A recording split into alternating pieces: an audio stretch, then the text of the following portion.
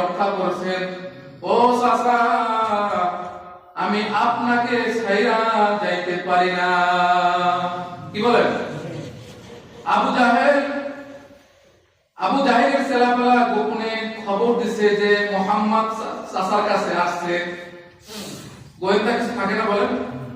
বাংলাদেশ আছে কিনা? যে দল করে ওই দলের কিছু গোয়েন্দা থাকে, গোয়েন্দা কাম বানাই দেয়, আর কিছু করতে পারে না। কি বলেন? মুহাম্মদ সাল্লাল্লাহু, সবাই বলেন সাল্লাল্লাহু আলাইহি ওয়াসাল্লাম চাচার ঘরে দৌড়ে গেলেন। চাচা গো, আপনার কি হয়েছে? ও চাচা, শেষ মুহূর্তে আপনার একটু উপকার করতে চাই। ও চাচা গো, আপনার জন্য আমাদের বড় কান্দে। বলে চাচা, আপনার মুখটা শুধু আমার কানের দ্বারা লাগা, শুধু একটু কালেমা পড়েন, লা ইলাহা ইল্লাল্লাহু মুহাম্মাদুর রাসূলুল্লাহ। চাচা বলে, সত্যি বলতো, আমার তো একটু শক্তি পাইলাম, আমার উঠে একটু বসবো। উঠাইয়া বসলেন, কথা চলতেছে। হঠাৎ করে আবু জাহিল্লার লোকজন লইয়া চলে আসছে। খবর পাইলে কেমনে? ওই যে গোয়েন্দা, এই মুহাম্মদ, তোমার চাচার কাছে কেন? দূরে যাও, দূরে যাও, তোমাকে রাখা যাবে না কাছাকাছি। দূরে নিল। আবার চাচা ডাক দিলে, আবু জাহেল রাখো, এতিম ছেলে আমাকে দিয়ে গেছে তার বাবা, ওর সাথে আমার সাথে কিন্তু কথা আছে যাওয়ার সময়।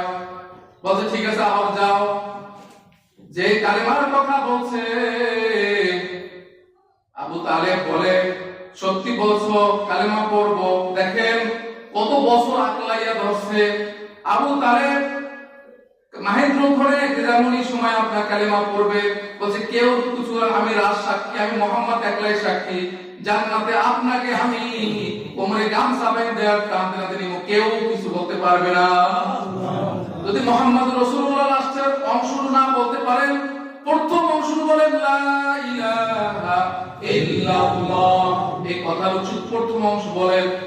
এই কথাটা বলবে এমন সময় আবু জাহেল চলে আসছে। আবু তালেব, তুমি কত না কিছু করছো, বাপ দাদার মুখে চুনকানি মাপা, এই জন্য তুমি কালেমা পড়ো। এই কথা শোনার পরে মুহাম্মদ চিৎকার মেরে উঠছে, কান্না শুরু করছে। কালেমা আর মুখে জবানে আর আল্লাহ পড়ায় নাই। ওই অবস্থায় এসে দুনিয়া থেকে চলে গেলেন। বলেন নাউযুবিল্লাহ। আবু তালেব চাচাকে আল্লাহ হেদায়েত দেন না, গেছে নাকি জোরে বলেন? জাহান্নামে প্রথম বংশের ভিতরে যাবে আবু তালেব। তার সবচেয়ে কম আযাব হবে লোহার আগুনের জাহান্নামের এক জোড়া জুতা পরাইয়া দেবে। বলেন নাউযুবিল্লাহ। আবু তালেব দুনিয়া থেকে চলে গেল। হুজুর পাক সাল্লাল্লাহু আলাইহি সাল্লাম মুহাম্মদ জড়াইয়া ধরে কান্না শুরু করে দিয়েছে। কাঁদতে কাঁদতে চক্ষু লাল হয়ে গেছে। এমনি তো সুন্দর চেহারার মানুষ। বিবি খাদিজার কাছে চলে গেল। খাদিজা বলল, মুহাম্মদ কি হয়েছে নবী গো, আপনার চোখ লাল হয়ে গেল কেন? বলছে, তুমি তো জানো না, যেই আমার ছাতার মতো ছিল আমার চাচা, দুনিয়া থেকে চলে গেছে। আমারে এখন কে আগলাইয়া ধরবে? এই দুনিয়ার ভিতরে কে আমাকে শেল্টার দেবে? কে আমাকে ছায়া করবে? খাদিজা রাদিয়াল্লাহু তাআলা বলেন, মুহাম্মদ আপনি তো নবী, আপনি চিন্তা করেন না, আপনি দাওয়াত দিবেন, আপনার উপরে কে আক্রমণ করবে না? যদি আক্রমণ করে এক বালিশে মাথা রেখা আল্লাহর কাছে বলবো, আল্লাহ এই কালেমার জন্য মুহাম্মদকে আল্লাহ আপনি হেফাজত করে দেন। এই কথা বলতে বলতে বলতে খাদিজা রাদিয়াল্লাহু তাআলা আনহা এক সপ্তাহ পরে সে দুনিয়া থেকে চলে গেলেন। ইন্না লিল্লাহি ওয়া ইন্না ইলাইহি রাজিউন। হুজুর পাক সাল্লাল্লাহু আলাইহি সাল্লাম আর অসময় হয়ে গেল। এখন তো বাহিরে নির্যাতন করলে ঘরে এসে তো তবুও খাদিজার কাছে একটু বলতে পারতো। কি বলে? খাদিজা দুনিয়া থেকে চলে গেছেন।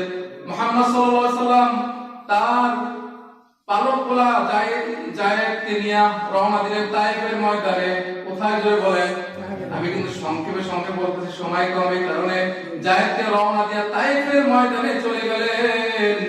তায়েফের বাসীরা, তোমরা মূর্তি পূজা করো না, তোমরা এক আল্লাহর উপর ঈমান আনো। যে আল্লাহ আমাদেরকে খাওয়ায়, যে আল্লাহ আমাকে বাঁচায়, যে আল্লাহ আমাকে নিঃশ্বাস করার শক্তি দান করেছে, ওই আল্লাহর উপর ঈমান আনো। ঈমান আনলেই আমরা জান্নাতে যেতে পারবো। তাই প্রশ্ন তাই নাকি? ঠিক আছে, হজের মৌসুমে আমরা যাবো, যখন কালেমা পড়বো পাঠিয়ে দিলেন, কালেমা পূরণ করলেন না।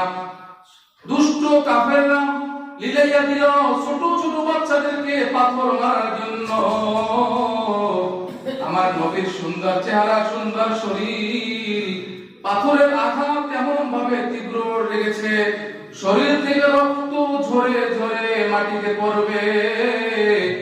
ওই সময় জিবরাইল আলাইহিস সালাম সহ্য করতে না পেরে আল্লাহ পাঠিয়ে দিল, জিবরাইল তুমি সপ্তম আসমান থেকে তোমার 70,000 নূরের পরের ফেরেশতা, নূরের পর্দা, নূরের পাখা দিয়ে এমন বাড়ি মারো, বাড়ি ঠেলায় 1 মিনিটের ভিতরে জমিনে এসে রক্তের ফোঁটা লাগিয়েছে, নূরের পর বিছাইয়া দিয়েছে। কারণ কি, রক্তের ফোঁটা জমিনে পড়লে জমি সহ্য করতে পারবে না। কেমন নবী? নবী পাক সাল্লাল্লাহু আলাইহি সাল্লাম বেহুশ, কখন হুঁশ, কখন বেহুশ হয়ে যায়। ইতিমধ্যে তারা স্বাস্থ্য বোনের বাড়িতে যে উঠছে, রক্ত সমস্ত শরীর ভরে গেছে, জোতা খুলতে পারে না। হুজুর পাক সাল্লাল্লাহু আলাইহি সাল্লাম বেহুশ হয়ে পড়ে আছেন। সাথে সাথে জিবরাইল আলাইহিস সালাম, মিকাইল আলাইহিস সালাম এসে বলছেন, আল্লাহ আপনাকে সালাম দিয়েছেন, চলেন আপনাকে আল্লাহ আপনার আল্লাহর বাড়িতে দাওয়াত মেহমানদারি করাবে। জিবরাইল আলাইহিস সালামকে হুজুর পাক সাল্লাল্লাহু আলাইহি সাল্লামকে উঠাবে কিভাবে? খুব ভয় পেয়েছেন। জিবরাইল আলাইহিস সালাম মিকাইলকে বলছে, মিকাইল একটু ডাক দাও। মিকাইল বলছে, আমি কখনো আসি না আল্লাহ নবীর কাছে, আপনি তো বারবার ওহী নিয়ে আসছেন, বলছে তুমি একটু যাও না। হুজুর পাক সাল্লাল্লাহু আলাইহি সাল্লাম পায়ের কদমে জিবরাইল আলাইহিস সালাম হাদিসের ভিতরে আসে